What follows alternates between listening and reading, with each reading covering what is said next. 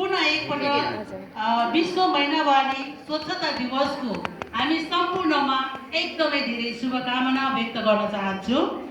अब भने म मेरो यो रचनालाई यहाँहरूमा प्रस्तुत गर्न चाहन्छु। आशा छ यहाँहरूले प्रत्येक शब्दलाई निहाल्नुहुनेछ, श्रवण गर्नुहुनेछ। ल सुरु गरे है त।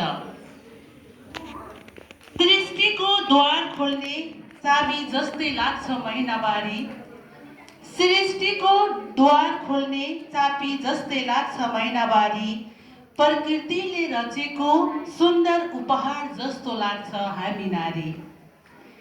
सृष्टिकै सृष्टिकर्ताको उपनाम पाउँदै गर्दा, सृष्टिकै सृष्टिकर्ताको उपनाम पाउँदै गर्दा असाधारण क्षमताको भारी जस्तै लाग्छ हामी नारी। चुलिन्छन् हृदयको प्रत्येक कुना कुना करुणाका लहरहरू। चुलिन्छन् हृदयको प्रत्येक कुना कुना करुणाका लहरहरू। दया माया स्नेहको प्रतिबिम्ब जस्तै लाग्छ हामी नारी।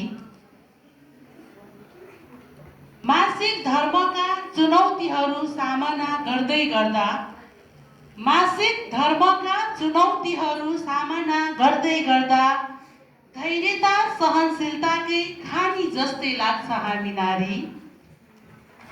जिम्मेवारीलाई सिरोपर गर्ने त्यागलाई पाइतलाले कुल्च नसक्ने।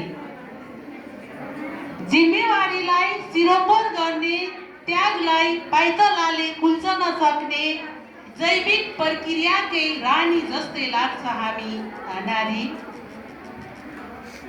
हार्मोनको घटबडमा आनी बानी बुझी साथ दिने साथी पाए। हार्मोनको गडबडमा आनी बानी बुझी साथ दिने साथी पाए। हर्ष उल्लास सम्मानको पर्याय जस्तै लाग्छ हामी नारी। सृष्टिको द्वार खोल्ने चाबी जस्तै लाग्छ महिनावारी। प्रकृतिले रचेको सुन्दर उपहार जस्तै लाग्छ हामी नारी। प्रकृतिले रचेको सुन्दर उपहार जस्तै लाग्छ हामी नारी। धन्यवाद।